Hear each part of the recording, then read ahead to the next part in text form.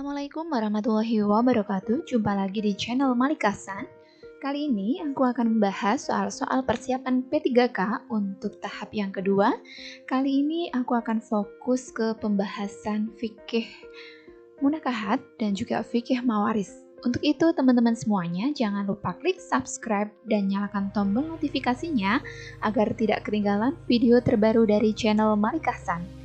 Oke teman-teman semuanya, sebelum kita membahas soal, aku sampaikan terlebih dahulu, teman-teman bisa sampaikan di kolom komentar apabila ada jawaban dari aku yang menurut teman-teman semuanya kurang tepat atau kalian ingin diskusikan berkaitan dengan materi tersebut. Silahkan tinggalkan jejak kalian di kolom komentar. Oke, kita langsung di soal yang pertama. Pernikahan sementara atau biasa dikenal dengan kawin kontrak di dalam Islam disebut dengan A. Nikah tahlil. Ini menurut aku kurang tepat ya. Kenapa kurang tepat? Karena nikah tahlil ini memiliki makna bahwasannya pernikahan antara seorang laki-laki dengan seorang perempuan yang sudah ditalak 3 oleh suaminya. Lalu laki-laki tersebut mentalaknya. Nah, setelah mentalak, ini tujuannya apa? Tujuannya agar wanita tersebut bisa dinikahi kembali oleh suami sebelumnya. Nah, ini di dalam Islam dikenal dengan nikah tahlil. Jadi kurang tepat ya. Kemudian yang B, nikah syuhur. Ini menurut aku juga kurang tepat teman-teman. Karena nikah syuhur ini memiliki makna bahwasanya ada seorang wali menikahkan gadis yang diurusnya kepada seorang laki-laki. Nah, dengan syarat dia menikahkan pula gadis yang diurusnya. Jadi seperti bertukar, seperti itu ya.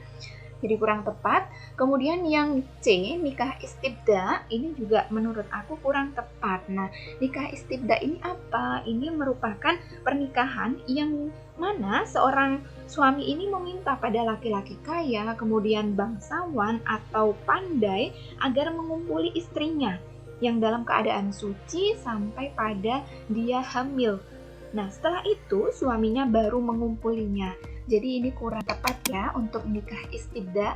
Kemudian yang D, nikah mut'ah. Nah, ini menurut aku tepat karena nikah mut'ah ini memiliki makna kawin kontrak atau biasa dikenal dengan nikah sementara. Jadi jawabannya adalah yang D. Kita lanjut ya di soal nomor 2. Menikahnya seorang laki-laki dengan seorang wanita yang sudah ditalak 3 oleh suaminya, lalu laki-laki tersebut mentalaknya. Tujuannya agar wanita tersebut dapat dinikahi kembali oleh suami sebelumnya. Nah, ini di soal yang pertama tadi sudah aku bahas ya, ini yang dinamakan dengan nikah tahlil ya. Jadi jawabannya adalah yang A. Nah, dalam pernikahan atau nikah tahlil ini ada 2 hal yang perlu teman-teman ketahui. Yang pertama adalah muhalil. Muhalil ini merupakan seorang laki-laki yang menikahi seorang perempuan atas suami sebelumnya yang telah mentalaknya 3 kali. Nah, kemudian ada muhalalahu. Nah, muhalalahu ini adalah seorang suami yang telah mentalak 3 istrinya. Nah, jadi ada muhalil dan juga muhalalahu yang harus teman-teman perhatikan. Oke, soal berikutnya.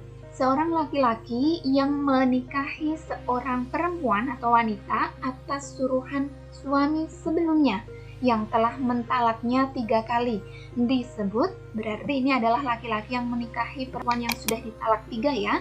Tadi sudah saya sebutkan, itulah yang disebut dengan muhalil.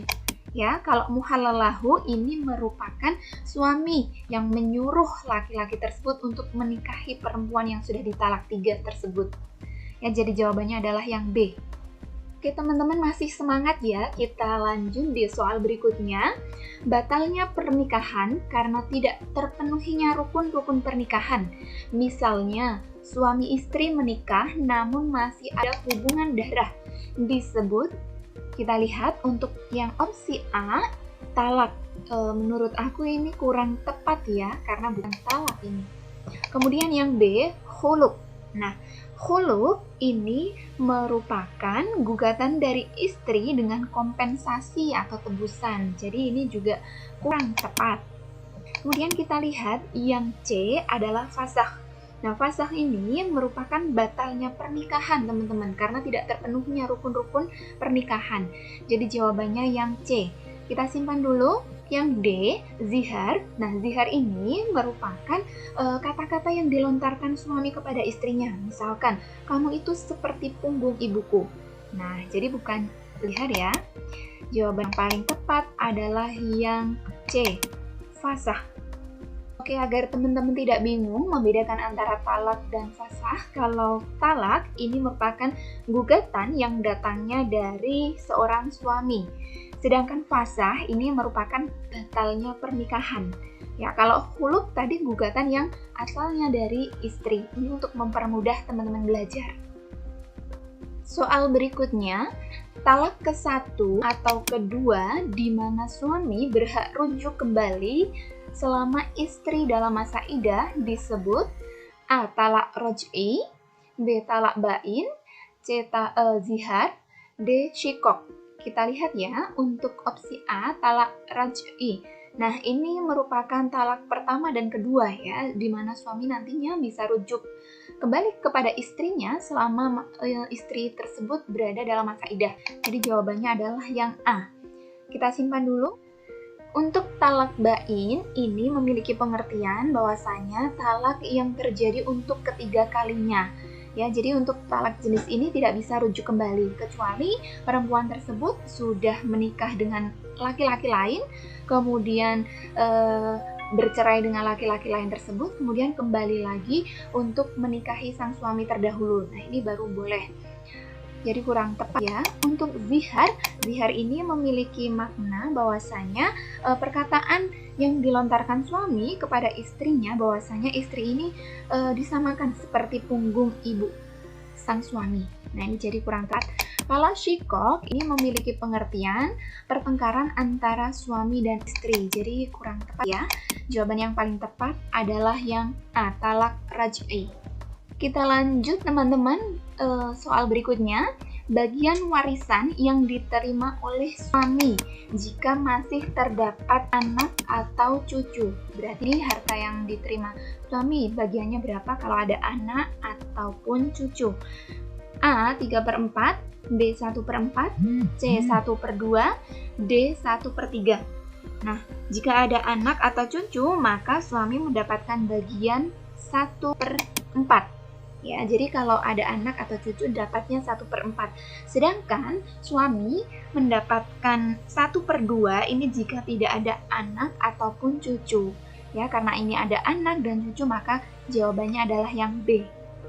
Soal berikutnya, bagian warisan yang diterima oleh ayah jika masih terdapat anak atau cucu adalah A. 3/4, B. 1/4, C. 1/6, D. 1/3. Nah, ini jika masih terdapat anak atau cucu, maka ayah ini mendapatkan 1/6, teman-teman. Nah, sedangkan bagian warisan yang diterima ayah, jika tidak terdapat anak ataupun cucu, maka beliau mendapatkan 1/3.